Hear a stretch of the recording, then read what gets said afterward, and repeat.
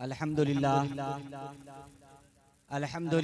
रब्बिल आलमीन वल आक़िबतु लिल मुत्तक़ीन वस्सलातु वस्सलामु अला सय्यिदिल अंबिया'i वल मुरसलीन अम्मा बाद। क़ाल अल्लाहु तबारक व तआला फ़िल क़ुरआनिल मजीद वल फ़ुरक़ानिल हमीद। अऊज़ु बिल्लाहि मिनश शैतानिर रजीम। मिन बुतूनि उम्महातिकुम ला तअलमूना शैआ वजअल लकुमुस समअ वल अबसारा वल अफ़इदता लअल्लकुम तशकुरून। सदक़ल्लाहुल अज़ीम व सदक़ रसूलुहुन नबियुल अमीनुल करीम व नहनु अला ज़ालिका लमिनश शाहिदीन वश्शाकिरीन वल्हम्दुलिल्लाहि रब्बिल आलमीन। हज़रात गिरामी, आइए हम और आप सबसे पहले अक़ीदत व मोहब्बत के साथ बारगाह रिसालत मआब सल्लल्लाहु ताला अलैहि वसल्लम में दुरूद शरीफ का नजराने अक़ीदत पेश करें। पढ़िए अल्लाहुम्मा सल्लि अला सय्यिदना मुहम्मदिन सल्लल्लाहु अलैहि वसल्लम। हज़रात गिरामी, मैंने जिस आयत करीमा की तिलावत की है, अल्लाह रब्बुल इज़्ज़त ने उसमें इंसानों की हकीकत को बयान किया। अगर एक इंसान अपनी उस हकीकत को समझे, अपनी उस हकीकत को महसूस करे, तो फिर जिंदगी का हर लम्हा, उसकी जिंदगी के गुजरते हुए शब रोज उसके परवरदिगार की बारगाह में सजदारेज होकर के ही गुजरे। अल्लाह ताला इरशाद फरमाता है, वल्लाहु अखरजकुम मिन बुतूनि उम्महातिकुम। वो परवरदिगार की जात है जिसने तुम्हें तुम्हारी माओं के पेट से पैदा किया। इस हकीकत से कोई भी इंसान इनकार नहीं कर सकता। इसी वजह से जा बजा कुरान मुकद्दस की एक दो मकाम पे नहीं, बेशुमार मकाम पर अल्लाह ताला ने इंसान के पैदाइश के मराहिल को जिक्र किया। बेशक बेशक बेशक कि किस मरहले से गुजर करके एक इंसान दुनिया में वजूद में आता है और फिर वो अपनी पूरी तवानाई के साथ जिंदगी गुजारता है। उसी की कड़ी ये आयत है जिसमें अल्लाह ताला फरमा रहा है कि ऐ इंसानों, ऐ लोगों, तुम्हें तुम्हारी माओं के पेट से पैदा करने वाला परवरदिगार, और जब तुम पैदा हुए थे तो तुम्हारी हालत क्या थी? आगे कुरान इरशाद फरमाता है, ला तालमूना शैआ, तुम कुछ नहीं जानते। हमारे गिरदो पेश में मौजूद माहौल, हमारे मोहल्ले और पड़ोस में पैदाशुदा बच्चों को देख लीजिए आप कि पैदा होने के बाद और कुछ दिनों तक उनकी कैफियत क्या होती है। वो रिश्तों को नहीं जानते, वो अशिया, उनकी चीजों और नामों को नहीं जानते। आहिस्ता आहिस्ता परवान चढ़ता है एक इंसान और फिर जाकर के उसे कुछ शऊर और आगही और इल्म हासिल होता है। असल में होता यह है कि एक इंसान जिसका तजर्बा उसे बारहा होता है, जिसका मुशाहदा वो बार बार करता है, उसे ताज्जुब खेज नहीं लगता। जमीन में दाने डाले जाते हैं, दाने से कोपले निकलती हैं, फिर वो तनावर दरख्त बन जाता है। हमारा मुशाहदा, इसलिए हमारी हैरत, हमारी अक्ल महवे हैरत नहीं होती। बच्चे की पैदाइश होती है, वालिदैन का होता है, हमल के मुद्दे है, बच्चा पैदा में आता है, हमें हैरत और ताज्जुब नहीं होता। क्यों? इस वजह से नहीं होता क्योंकि ये हमारे मुशाहदे में बार बार आता है, हमारे तजर्बे में और देखने में बार बार आता है। तो अल्लाह ने इस आयत में उसी हकीकत को जिक्र कि तुम्हारी माँ के पेट में ताला ने तुम्हें पैदा किया कि तुम कुछ नहीं जानते। अब जानने के लिए क्या चीजें जरूरी थी? आगे कुरान इरशाद फरमा रहा है, वजअला लकुमुस समअ वल अबसारा वल अफ़इदता लअल्लकुम तशकुरून।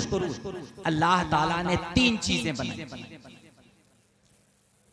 कान, निगाहें और दिल।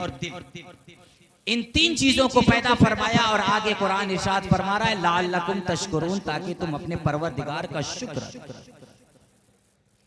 पैदाइश के बाद इंसान कुछ नहीं जानता, जानने के लिए जरिया और आला अल्लाह ताला ने इन तीन चीजों को बनाया, आंख कान और दिल को। अब अगर हम इस आयत की तफसीर की तरफ खुद कुरान की दूसरी आयतों के नजर से देखें, हमारी जिंदगी शबो रोज गुजरती है, हालात का जायजा ना लेकर के एक दुनिया में मगन होकर के जिंदगी गुजारते हैं। इंसान अपने तख्लीक के मराहिल पे गौर नहीं करता है। तो खुद कुरान ने एक मकाम पर जिक्र किया है फलयंजुरिल इंसान मिम्मा खुलिका, ऐ इंसान तुम्हें गौर करना चाहिए, ऐ इंसान तुम्हें सोचना चाहिए, अपनी अक्ल शऊर को लगाना चाहिए। मिम्मा खुलिका कि तू कैसे पैदा किया है, किस चीज से पैदा किया गया। अब जबकि परवरदिगार ने इंसान को खिताब किया, ऐ इंसान तुम्हारी जिम्मेदारी ये है कि तुम गौर करो कि तुम किस चीज से पैदा किए गए। लेकिन जब तुम गौर नहीं कर रहे, तुम सोच नहीं रहे हो, अपने पैदाइश के मराहिल पे गौर नहीं कर रहे हो, तो खुद परवरदिगार ने जवाब दिया खुलिका मिन माइन दाफिक यखरुजु मिन बैनि सुल्बि वत्तराइब।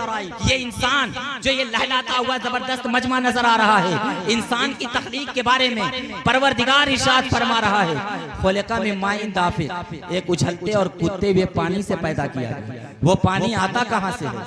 यखरुजु मिन बैनि सुल्बि वत्तराइब। सुल्ब बाप की जो पुश्त है, रीढ़ की हड्डी जहां खत्म होती है, मर्द के मनी का इस्तिकरार उस मकाम को अल्लाह ताला ने रखा है। ये सीना जो है, सीना जहां हमारा अलग होता है, बीच में थोड़ी सी गहराई नजर आती है, उसको तराइब कहा जाता है, जहां औरत के मनी का इस्तिकरार होता है। अल्लाह रब्बुल इज्जत इरशाद फरमा रहा है यखरुजु मिन बैनि सुल्बि वत्तराइब कि ऐ इंसान एक उछलते कूदते हुए पानी से पैदा किया गया है। और वो इंसान और वो पानी आ रहा है बाप के सुल्ब से और माँ के उस तराइब और उस मौजूदा मरकज से निकल करके रहम में ठहरता है और फिर जाकर के एक इंसान की पैदाइश होती है। और जब पैदा हो गया, पैदा होने के बाद ला तालमून शैआ, कुछ नहीं जानते। जानने के लिए अल्लाह ताला ने जाअल लकुमुस समा वल अबसार वल अफइदता लअल्लकुम तशकुरून।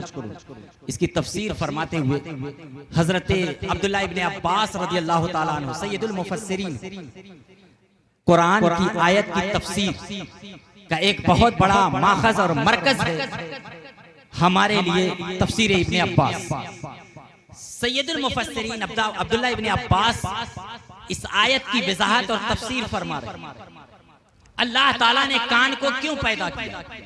फरमाते हैं लितस्मऊ बिही मवाइदल्लाहि ताला। अल्लाह ताला ने कान को इसलिए पैदा किया ताकि तुम अल्लाह की नसीहतों को सुनो, अल्लाह के बताए हुए उसूल व कवानीन को सुनो। रसूल करीम अलैहिस्सलातु वस्सलाम जो अल्लाह की बारगाह से लेकर के आए हैं, उन उसूल व कवानीन को तुम सुनो और समझो और अमल। ये कान की पैदाइश का मकसद। अब अगर हमारा कान, हमारा ये मौजूदा समात जो अल्लाह ताला ने अता फरमाई, अगर इस समात और कान को उस मकसद अल्लाह ताला की पैदाशुदा मकसद के मुताबिक अगर इस्तेमाल नहीं हो रहा है, अगर अल्लाह की बताए हुए उसूल कवानीन पे अमल नहीं हो रहा है, मवाइज़े खुदावंदी पर अगर अमल नहीं हो रहा है, तो अगर देखा जाए तो ये तख्लीक खुदावंदी में तब्दीली, और ये ऐसी तब्दीली है कि कुरान ने इसको कई मकाम पर बहुत सारे अंदाज में जिक्र किया। अगर देखा जाए तो अल्लाह की तख्लीक में तब्दीली बंदों के लिए हराम है।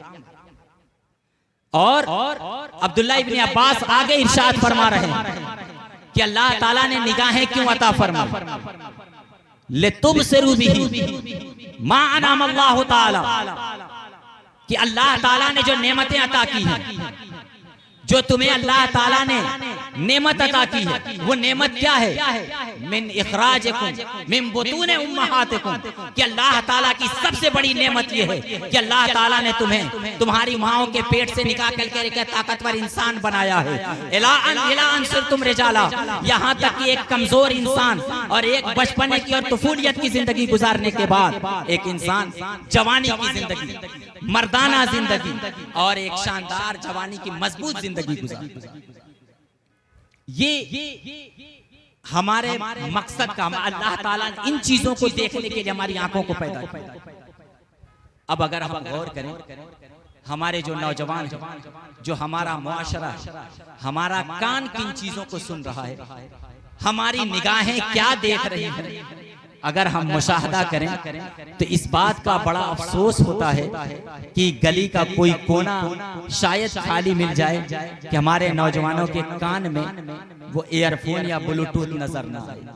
क्या हम ये हुस्न ज़न रखें कि वो किसी आलिम की तकरीर सुन रहे हैं, वो कुरान मुकद्दस की आयत बय्यनात को सुन रहे हैं, वो नाते पाक को सुन रहे हैं? शायद अगर अल्लाह ताला तौफीक दे तो हमारे कान और निगाहें इन चीजों को देखें और सुनें। और अल्लाह ताला ने दिलों को पैदा फरमाया। तो आगे अब्दुल्लाह इब्ने अब्बास इरशाद फरमाते हैं कि लिताक़िलू मानियल अशिया, अल्लाह ताला ने जो चीजें रखी इंसानों की आशाइश के लिए, चांद, सूरज, सितारे, जमीन का फर्श, आसमान का शामियाना हमारे सामने, खाने पीने के लिए अनाज और खेतियां, अल्लाह ताला ने इंसान का ये इतना शानदार इंतजाम फरमाया है कि उसे चाहिए कि अपने दिल में अपने रब की अजमत का इजहार इस तरह से करे और बैठ जाए कि परवरदिगार आलम की वहदानियत पर वो इस्तिदलाल करता हुआ नजर आए। बेशक। तो ये तो हमारे हर एक नौजवान, हर एक मुसलमान की जिम्मेदारी है। अच्छा, एक चीज और है, अब्दुल्लाह इब्ने अब्बास एक मकाम पर आगे और इमाम राजी नकल कर रहे हैं, लिखते हैं कि बयान कर रहे हैं कि अल्लाह ताला ने कानों को इसलिए भी रखा है कि लितस्माउ बिही नुसूसल किताब व सुन्ना, अल्लाह ताला ने इंसान को कान दिया है, सिर्फ उलमा को नहीं, सिर्फ उन लोगों को नहीं जो मसनद तदरीस और मसनद ज़िफ्ता पर मुतमक्किन हैं, बल्कि मुतलकन इंसान को खिताब किया। और हर कोई जानता है कि अल्लाह ताला ने कान हर एक को अता फरमाया है, लेकिन उस कान का मकसद बयान कर रहे हैं कि कुरान की आयात को, अहादीस तैयबा के अल्फाज को, उसके मानी और तशरीह को सिर्फ और सिर्फ उलमा की जिम्मेदारी नहीं है, बल्कि उसके साथ साथ हमारे जो अवाम हैं, जिनको भी अल्लाह ताला ने कान अता फरमाया है, हर एक को ये सुनने की जिम्मेदारी। दुरूद पाक पढ़िए। सैयदना मौलाना मोहम्मद इकबाल को सल्लल्लाहु अलैहि वसल्लम अलैहि या रसूलुल्लाह सल्लल्लाहु अलैहि वसल्लम।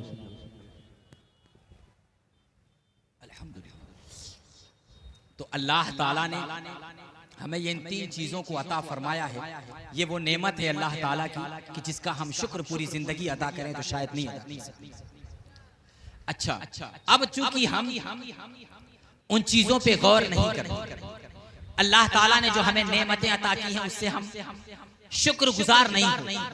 अल्लाह ताला ने इस्लाह के लिए कान, आंख, दिल अता फरमाए कि हम सुने, तो हम अगर इस्लाह पजीर नहीं होते तो कुरान ने बेशुमार मकाम पर ऐसी अनोखी मिसालें पेश की हैं, ऐसी मामूली चीजों की मिसालें पेश की हैं, ताकि इंसान उन मिसालों को सुन करके, उन मिसालों को पढ़ करके और उन मिसालों को समझ करके अपने परवरदिगार का शुक्र अदा करे। एक मिसाल ले लीजिए, आपको हैरत होगी, सूरतुन नहल, कुरान की पूरी सूरत, और नहल के माने शहद की मक्खी की। एक इंसान के मुकाबले में शहद की मक्खी की क्या वैल्यू है, शहद की मक्खी की क्या हकीकत है। लेकिन चूंकि अल्लाह ताला ने जो हमें आले इदराक अता फरमाया, आले इल्म हुनर अता फरमाया, आँख, कान, दिल अता फरमाया, उनका जब हम सही इस्तेमाल नहीं करते तो उन मामूली चीजों से इंसान नसीहत हासिल करता है, उन मामूली चीजों से इंसान अपने आप को सुधारने की कोशिश करता है। अब जरा मिसाल सुनिए, कुरान क्या इरशाद फरमाया, बहुत गौर से सुनिए और सोचने पर मजबूर होना चाहिए कि एक शहद की मक्खी को जब परवरदिगार ने हुक्म दिया और उसके लिए जब जो हुक्म हुआ उस पर वो कितनी कारबंद है, और हम और इंसान है जिसको अल्लाह ताला ने अक्ल शऊर अता फरमाया है, सही और गलत की तमीज का मलका अता फरमाया है, हराम और हलाल की तमीज हमें मालूम है, सही और फासिद का की जानकारी अल्लाह ताला ने हमें अता फरमाई है। लेकिन शहद की मक्खी और तमाम तरह के जो जानवर हैं वो इन तमाम अक्ल शऊर से आरी और खाली है। कुरान इरशाद फरमा रहा है, व औहा रब्बुका इलन नहली अनित्तखिदी मिनल जिबाली बुयूतन व मिनश शजरी व मिम्मा मिम्मा यारिशून, अल्लाह ताला ने शहद की मक्खी के दिल में बात डाली है। औहा का लफ्ज इस्तेमाल किया है। यह आम तौर से नबियों के लिए वही के तौर पर इस्तेमाल होता है। गैर नबी के लिए जब इस्तेमाल हुआ है तो दिल में बात डालना है। आप जरा गौर करें, एक शहद की मक्खी है, उसका ऑपरेशन कीजिए, काट करके जरा उसका दिल अलग करके दिखाइए, पता चलेगा कि उसका दिल कितना छोटा होता है। अल्लाह ताला ने शहद की मक्खी के दिल में क्या बात डाली? छोटी मामूली सी मक्खी है, अल्लाह ताला ने उसके दिल में ये बात डाली। क्या? 3 चीज।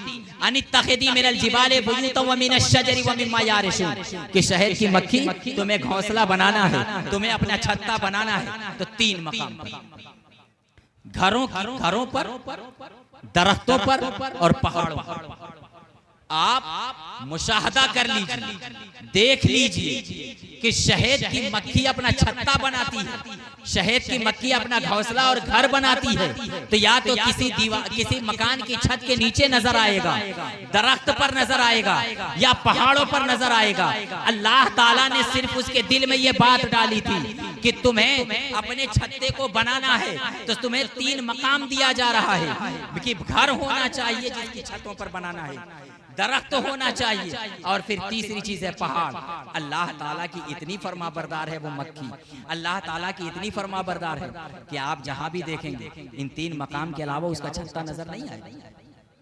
आप मुशाहदा करके देख लीजिए। आगे कुरान इरशाद फरमाता है, सुम्मा कुली मिन कुल्ली समरात फस्लुकी सुबुल रब्बिका ज़ुलुला, फिर उसके बाद तमाम तरह के फलों से, फूलों से, रसों को चूसे, खाए और खाए। फसलों की बोला रब्बे का ज़ुलुला, और अपने रब के बताए हुए, अपने रब के सुझाए हुए रास्ते पर वो चले।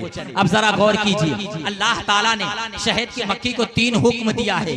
इत्तखिज़ी के जरिए से घर बनाने का और छत्ता बनाने का, कुली के जरिए से खाने पीने का, और उसके बाद फसलुकी के जरिए से रास्ते को बताया है। अल्लाह ताला ने ये 3 हुक्म दिया है। ऐ शहद की मक्खी, तुम्हें ये 3 हुक्म दिया जा रहा है। तो अल्लाह ताला की जानिब से जब ये 3 हुक्म मिला है, तो शहद की मक्खी अल्लाह ताला की इतनी फरमाबरदार हुई कि जिन फलों को खाने के लिए परवरदिगार ने हुक्म दिया, वहीं पर वो जाकर के रस चूसती है। जिन जगह पर घोंसला और छत्ता बनाने का हुक्म दिया, वहीं जाकर के वो छत्ता बनाती है। और जहां उसके परवरदिगार ने रास्ता चलने के लिए कहा है, इमाम राजी ने तो यहाँ इतनी शानदार बात लिखी है कि फस्लों की सुबुला रब्बिका ज़ुलुला, जो है कि अल्लाह ताला ने जो रास्ता बताया है, इमाम राजी फरमाते हैं कि जब वो अपने छत्ते से निकल करके एक मक्खी फलों को चूसने के लिए, फलों के रस को चूसने के लिए जब वो फलों पर बैठती है, और कभी ऐसा होता है कि जब वो रस को चूस करके वापस आती है, और वापस आने के बाद अगर वो रास्ता भटक जाती, अपने छत्ते तक नहीं पहुंच पाती है, तो परवरदिगार की जानिब से छत्ते में मौजूद शहद की मक्खियों को गोया इल्हाम हो जाता है कि हमारी कोई सहेली हमसे बिछड़ गई है, हमारा कोई साथी हमसे अलग हो गया है। परवरदिगार ने जिस रास्ते को बताया था, उस रास्ते से वो भटक गई है। भटकने वाली मक्खी 1 2 चंद है, और यहाँ घोंसले में मौजूद तमाम मक्खियों को इसकी इत्तला मिल जाती है। अल्लाह रब्बुल इज्जत की जानिब से इतना शानदार इंतजाम है, क्योंकि उस शहद की मक्खी को उसके परवरदिगार ने जो हुक्म दिया था, उसके अहकाम पर वो ऐसी कारबंद है, ऐसी कारबंद है कि उसके अलावा और कहीं वो अपने न छत्ते को बनाती है, ना अपने घर को बनाती है, और ना ही वो अल्लाह के बताए हुए फलों के अलावा कहीं और चूसती है। अब हमें सोचना चाहिए कि वो एक मामूली मक्खी जिसको उसके परवरदिगार ने हुक्म दिया, जिसको उसके परवरदिगार ने जो हुक्म दिया, 3 हुक्म दिया है, तीनों हुक्म पर ऐसी कारबंद है, ऐसी कारबंद है कि कोई एक मक्खी भी उससे फिरती नहीं है। ऐ इंसानों, तुम्हें तो अल्लाह ताला ने अक्ल शऊर अता फरमाया है, तुम्हें तो अल्लाह ताला ने सही और गलत की तमीज अता फरमाई है। ऐ मेरे नौजवानों, तुम्हें तो अल्लाह ताला ने जायज और नाजायज की तमीज अता की है। ये अल्लाह का शुक्र है कि मुसलमान घराने में पैदा फरमाया है। हमें हिल्लत हुर्मत के तमाम उसूल कवानीन बताए गए हैं। उस शहद की मक्खी से कम हमें ये नसीहत हासिल करनी चाहिए कि वो एक ऐसा अक्लो शऊर से आरी जानवर है जो अपने परवरदिगार का हुक्म इस तरह से बजा लाता है कि वो एक भी उसका फर्ज परवरदिगार के हुक्म से नाफरमानी नहीं करता है। तो हमें भी चाहिए कि अल्लाह ताला ने जो हमें आँख, कान और दिल इल्म शऊर को लिए समझने और सीखने के लिए, अल्लाह की मारिफत हासिल करने के लिए अल्लाह ताला ने अता फरमाया है, तो हमें भी चाहिए कि कम अज कम हम एक दूसरे को नहीं देख करके तो शर्मो हया के तौर पर उस मक्खी से इबरत हासिल कर लें और हम अपने परवरदिगार का शुक्र अदा करें कि अल्लाह ताला ने अक्ल शऊर अता फरमाया है। तो इस वजह से हमें ये ताकत और कुव्वत मिली है कि हम अपने परवरदिगार का शुक्र अदा करें और यही हमारी जिम्मेदारी है। जो हजरात रोड पे खड़े हैं बराए करम वो रोड से हट जाएं। जो हजरात रोड पे खड़े हैं रोड को खाली कर दें। पुलिस प्रशासन का बार बार ऑर्डर आ रहा है, आप हजरात रोड को खाली कर दें। दरूद पाक पढ़िए, अल्लाहुम्मा सल्ली अला सय्यदिना व मौलाना मुहम्मदिन बारिक व सल्लिम सलातु व सलाम अलैका रसूलुल्लाह सल्लल्लाहु अलैहि वसल्लम। अब जब शहद की मक्खी इतनी पाबंद हुई तो उसे इनाम क्या मिला? आगे अल्लाह ताला ने उसके इनाम को जिक्र किया, यखरुजु मिन बुतूनिहा शराबुन मुख्तलिफुन अलवानु, उसके पेट से जो वो कै करती है, जो वो उगलती है, एक पानी निकलता है जिसके मुख्तलिफ रंग होते हैं और परवरदिगार की फरमाबरदारी का ये सिला उसे मिल रहा है कि फीहे शिफाउन लिन्नास, कि उस शहद में लोगों के लिए शिफा। जो लोग हकीम, जो हिकमत और तिब से वाबस्ता हैं, वो जानते हैं कि शहद का इस्तेमाल शायद कोई ऐसी दवा हो, कोई ऐसा माजून हो जिसमें शहद का इस्तेमाल ना किया जाता, क्योंकि अल्लाह ताला ने 70 नहीं हमारे बाज हुक्मा ने लिखा है कि 700 बीमारियों का इलाज शहद है। और अल्लाह ताला ने ये कमाल रखा है क्योंकि वो अपने परवरदिगार की फरमा बरदार थी, इसी वजह से अल्लाह ताला ने उसके लिए इनाम रखा है। अगर हम आए इंसानों अगर उस शहद की मक्खी से इबरत हासिल कर लें, उसकी तरह हम भी बने कि अपने परवरदिगार का जो हुक्म है अगर हम उन हकाम पर अमल करें। हमारे लिए क्या है हकामात? दिन में 5 वक्त की नमाजें पढ़नी है, परवरदिगार के हुक्म पर अमल हो रहा है, हमें चलना है, शरीयत के मुताबिक चलना है, उठना और बैठना है तो शरीयत के मुताबिक उठना और बैठना है, अगर हमें खाना पीना है तो शरीयत के मुताबिक खाना पीना है। यही हमारे लिए इंसानी जिंदगी और एक मुसलमान होने की हैसियत से अल्लाह ताला की जानिब से जिम्मेदारी अदा की। लेकिन हमारा हाल क्या है कि हम तकल्लुफाते शरिया से, इबादत से बहुत दूर भागते हैं। हमारा हाल ये है कि हय्या अलस सलाह और हय्या अलल फलाह की सदा बुलंद होती है और वो फिजा में सदाए बाज़गश्त बन करके गुम हो जाती है और उसका जवाब देने वाला कोई नजर नहीं आता। वो परवरदिगार का एक की जानिब से ही तो वो अजान की आवाज आ रही है, उसी के हुक्म की तरफ बुलाने के लिए तो अजान दी जा रही है। उस शहद की मक्खी से इबरत हासिल कीजिए कि जब उसके परवरदिगार ने उसे ये इंतजाम फरमा दिया तो उसकी जानिब से ऐसा इंतजाम हुआ है कि उसके पेट से निकलने वाला शहद बीमारियों के लिए शिफा बन जाता है। तो अगर एक इंसान जो अपने परवरदिगार की इबादत करता है अगर वो उसके हुक्म को बजा लाए तो वो दिन दूर नहीं है कि जिन लोगों ने अल्लाह के हुक्म की बजा आवरी की है, जिन लोगों ने अल्लाह के अहकाम पर अमल किया है, जिन लोगों ने अपनी जिंदगी को शरीयत मुतहरा के मुताबिक गुजारी है, उनके दस्ते मुबारक से भी ऐसे ऐसे मुहय्यिरुल उकूल काम अंजाम पजीर हुए हैं कि हमारी अकलें हैरत से। तो अब एक हदीस सुनिए, इंसानों की कैफियत और उसकी हैसियत को बताती है। अबू दाऊद शरीफ की हदीस है, अल्लाह ताला ने जब जन्नत को पैदा किया ना, तो जन्नत को पैदा करने के बाद परवरदिगार ने कहा जिब्रील अमीन से और हुक्म दिया कि इज़हब फंजुर इलैहा, जाओ देखो मैंने जन्नत पैदा की। मेरी जन्नत को जाकर के देखो। जिब्रील अमीन तशरीफ ले गए, जन्नत को देखा। देखने के बाद परवरदिगार की बारगाह में हाजिर और आकर के बताया, उसकी हुस्न खूबी को देखा, उसकी आराम व आशाइश को देखा, उसकी ग़िज़ाओं और फलों को देखा था। तो जिब्रील अमीन ने अल्लाह ताला की बारगाह में अर्ज की, परवरदिगार आलम ला यस्माउ बिहा अहदुन इल्ला दखला, जो भी इस जन्नत के बारे में सुने, जो भी इस जन्नत को की नेमतों के बारे में सुनेगा, वो हर फर्द इस जन्नत में दाखिल होना चाहिए। इतनी शानदार तुमने जन्नत बनाई। आगे अबू दाऊद शरीफ की हदीस है, हदीस के अल्फाज हैं, सरवरे कायनात इरशाद फरमा रहे हैं, सुम्मा हफ़्फ़हा बिल मकारिह, अल्लाह ताला ने जन्नत को घेर दिया। अल्लाह ताला ने जन्नत को किन चीजों से घेरा? मकारिह से, यानी हमारे अपने नफ्स के एतबार से, हमारे अपने दिल की ख्वाहिश के एतबार से, वो शरई पाबंदियां जिसे हमारा दिल नापसंद करता, जिसे हमारा दिल कराहत करता, कराहत महसूस करता, यानी तकल्लुफात शरिया से अल्लाह ताला ने जन्नत को घेर दिया। जन्नत को घेर दिया तकल्लुफात शरिया से, यानी अब जन्नत में वही दाखिल होगा जो इबादत करेगा, जो तकल्लुफात शरिया को बजा लाएगा, जो अल्लाह के उसूल कवानीन पर अमल करेगा। और फिर उसके बाद अल्लाह ताला ने जिब्रील अमीन से फरमाया, अब जाओ देखो मेरी जन्नत को। तुम पहले देख करके आए तो कह रहे थे हर कोई दाखिल होना चाहेगा, मैंने तकल्लुफात शरिया से घेर दिया, अब जाओ मेरी जन्नत को देखो। जिब्रील अमीन गए, जन्नत को देखा। देखने के बाद वापस परवरदिगार की बारगाह और अर्ज किया, लक़द खशीतु अल्ला यदखुलहा।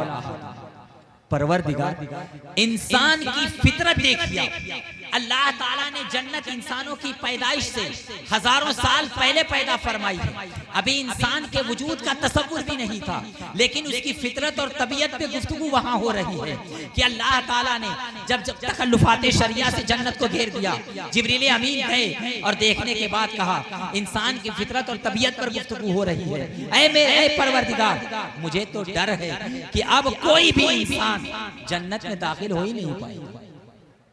सोचिए कि हमारे लिए ये वो मकाम है गौर फिक्र और शऊर का कि तकल्लुफात शरिया से हमारी तबीयतें कितनी बेजार हो चुकी हैं कि जिब्रील अमीन हमारी पैदाइश से हजारों साल पहले कह रहे हैं कि अब जन्नत में दाखिल होने के लिए इन तकल्लुफात शरिया पर अमल करना होगा।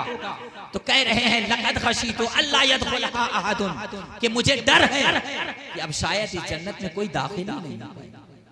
अब पलट करके दूसरी तरफ आई, अल्लाह ताला ने जब जहन्नम को पैदा किया, उसके बाद तो जहन्नम को पैदा करने के बाद अल्लाह ताला ने जिब्रील अमीन से कहा, जाओ देखो, इज़हब फंजुर इलैहा, जाओ मैंने जहन्नम को पैदा किया, देख करके आओ। गए, जहन्नम को देखा, उसकी तपिश को देखा, उसकी आग की जलन और तड़प को देखा, और उसमें जो अजाब अल्लाह ताला ने रखा था उन तमाम अजाब को देखा। पलट करके वापस आए परवरदिगार की बारगाह में। जिब्रील अमीन ने अर्ज की, परवरदिगार ला यस्माउ बिहा अहदुन फयदखुलहा, कि जो भी इसके बारे में सुनेगा कोई भी इसमें दाखिल होना नहीं चाहिए। सोचिए, इंसान की फितरत, यही आग जला दी जाए और आप में से किसी को कहा जाए जरा इस आग में खड़े हो जाइए, तो है कोई जो ये कहे कि हाँ मैं खड़े होने के लिए तैयार हूं? कोई नहीं, हम हो चाहे आप। जिब्रील अमीन ने कहा, परवरदिगार, अजाब इतना सख्त है, जहन्नम की आग की भड़क इतनी शदीद है कि जो सुनेगा इसकी तड़प और इसकी भड़क के बारे में, इसके शोलों के बारे में, कोई भी जहन्नम में दाखिल होना नहीं चाहिए। आप यहाँ इतना लंबा चौड़ा मजमा है कोई जो कहेगा कि हाँ मुझे जहन्नम में जाना है? कोई जहन्नम में दाखिल नहीं होना चाहिए।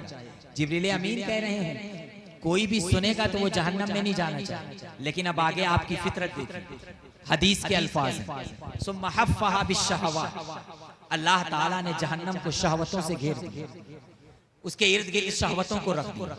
यानी जो इंसान अपने नफ्स की पैरवी करेगा, ख्वाहिश नफ्स पर की इत्तिबा करेगा, जो इंसान उसके दिल में पहुंचने वाले शैतान के वसवास पर अमल करेगा, जिसका दिल इबादत से बेजार होकर के गुनाहों की तरफ जाएगा, गोया कि वो मुकम्मल तौर से अपनी ख्वाहिश का पैरोकार बन जाएगा।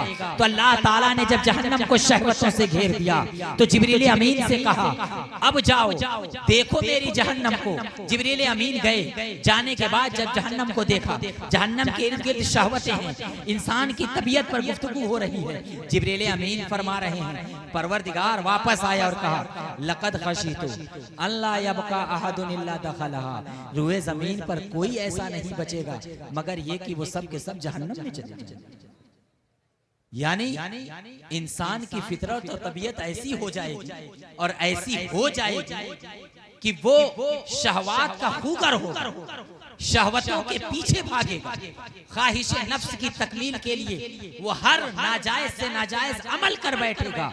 तो जाहिर सी बात है जहन्नम तक पहुंचने के लिए वो शहवतें अल्लाह ताला ने रखी हैं। तो जिब्रील अमीन फरमा रहे हैं, लक़द खशीतु अल्ला यबका अहदुन इल्ला दखलहा, ऐ परवरदिगार मुझे डर है कि अब कोई नहीं बचेगा बल्कि हर कोई अब तो जहन्नम में दाखिल हो जाएगा।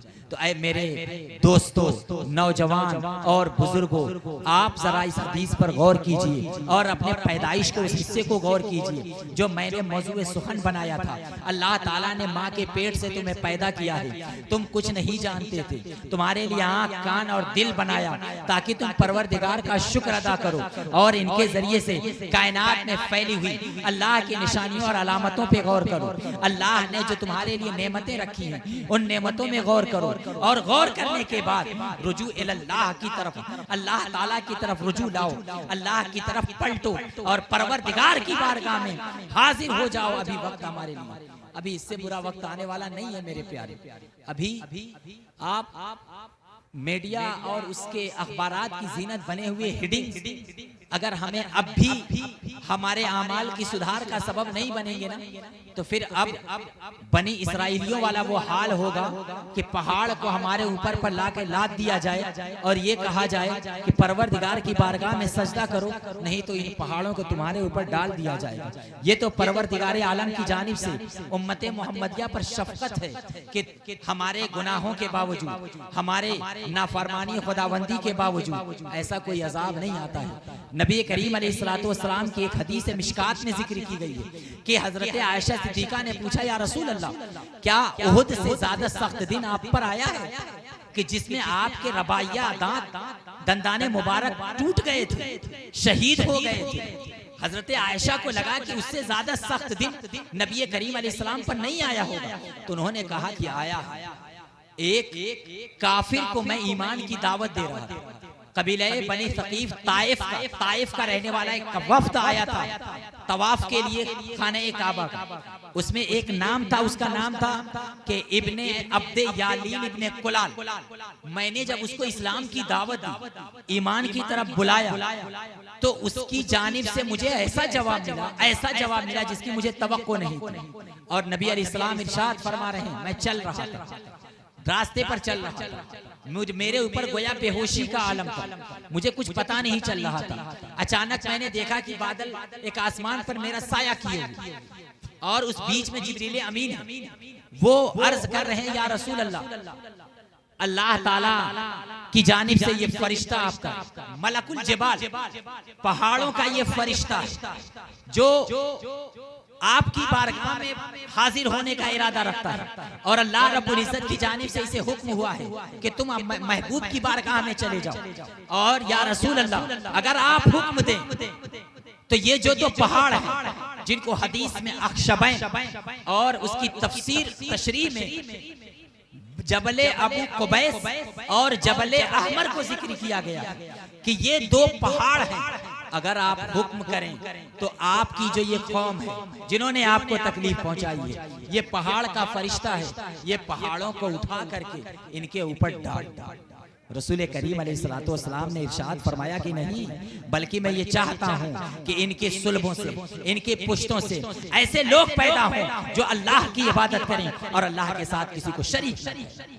और वो सहाबा की मुकद्दस जमात पैदा हुई, जिनकी नस्लों से कयामत तकाने वाली नस्लें उनकी सीरत तैयबा पर अमल करती हुई नजर आएंगी इंशाअल्लाह ताला। इसलिए हमें भी प्यारे मुसलमानों, जो नसीहत और जो अल्लाह ताला की जानिब से हमें नसीहत के लिए जो चीजें जिक्र की गई हैं उन पर अमल करना चाहिए, उसे सोचना चाहिए, गौर व फिक्र करना चाहिए, वरना तो वही हाल होगा जो बनी इसराइलियों का एक और हुआ था। बस आखिरी आयत है, इसके बाद मेरी बात मुकम्मल हो जाएगी।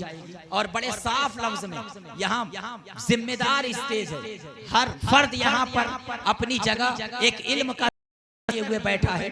अगर मुझसे गलत फरमाइए, इस्लाम बहुत बड़ा बनी को और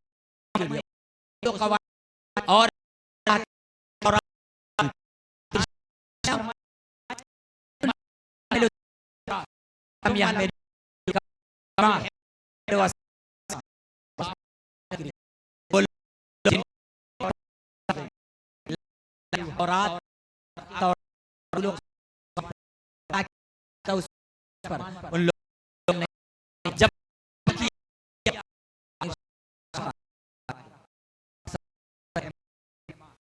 इसराइलियों को कुरान ने गधे की तरह यह मिलो किताब, गधे पर आप बुखारी व मुस्लिम, कुरान या जो भी बड़ी से बड़ी किताबें उस पर लाद दीजिए, उसे क्या पता मेरी पीठ पर क्या रखा हुआ, उसे क्या हमारी पीठ पर कौन सी किताबें रखी हुई।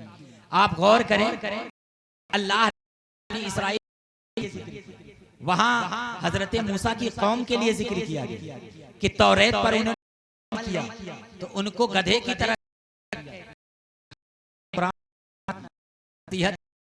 चीजें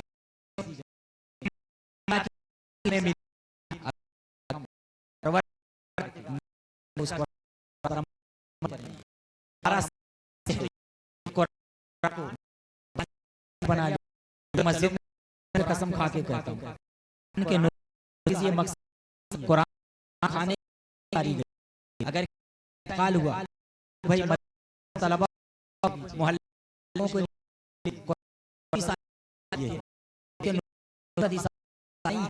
कुरान के लिए जरूर पढ़ना जिस इबादत है, ये अगर यही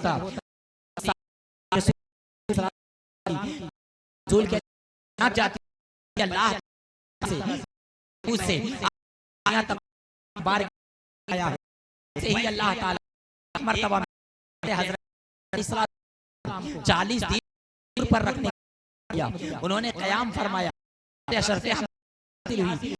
की पूरी तौरेत कर दी गई। काफी दिन नहीं लगा था, लेकिन जब अल्लाह ताला ने कुरान नाजिल फरमाया तो कुरान को अल्लाह ताला ने एक बार की नहीं नाजिल फरमाया, 23 साल नबी अलैहिस्सलाम से मसला पूछा जाता तो कुरान नाजिल हो, निकाह तलाक के मसाइल पूछे जा रहे हैं कुरान नाजिल हो, नमाज से मुतालिक, हज ज़कात से मुतालिक, मुआमलात से मुतालिक हर तरह के मसाइल सामने आ रहे हैं, हो रहा है। तो जाहिर है कि हमारी वो किताबें मुकद्दस सिर्फ और सिर्फ घरों में सजाने के लिए, सीनों से लगाने के लिए, चूमने के लिए नहीं है, बल्कि उस पर अमल करने के लिए। अल्लाह ताला हमें इन बातों पे अमल की तौफीक अता फरमाए। ये इदारा खास तौर से इसीलिए उस कुरान मुकद्दस और किताब मुकद्दस की हिफ्ज़ व क़िरात के लिए है। अल्लाह ताला उन बच्चों को मजीद और कामयाबी अता फरमाए कि वह हिफ्ज़ व क़िरात के साथ साथ उनके मानी व मफ़ाहिम भी समझें, और अल्लाह ताला हम सबको भी उसके मानी व मफ़ाहिम को समझने की तौफीक अता फरमाए और हमारे अक़्ल व शऊर को इस मकाम पर पहुंचाए कि कम अज़ कम हम अपनी ज़िंदगी का मुहासबा करें, और मुहासबा करने के बाद हम अपनी ज़िंदगी को इस तरह से ढालें कि हमारी ज़िंदगी इस्लाम और उसूल व क़वानीन पर अमल करती हुई नजर आए। अल्लाह ताला हमारे गुनाहों को बख्श दे। बोलने में अमदन ख़तान सहवन, कुरानी आयात के पढ़ने में अगर कहीं एराब की गलती हो गई हो, माने में कुछ फसाद हो गया हो, तो परवरदिगार आलम तू, मैं इन तमाम लोगों के सामने तौबा करता हूँ। अगर कोई गलती वाक़ई हो गई है तो अस्तग़फिरुल्लाह रब्बी मिन कुल्लि ज़ंबिन व अतूबु इलैह। अस्सलामु अलैकुम व रहमतुल्लाहि।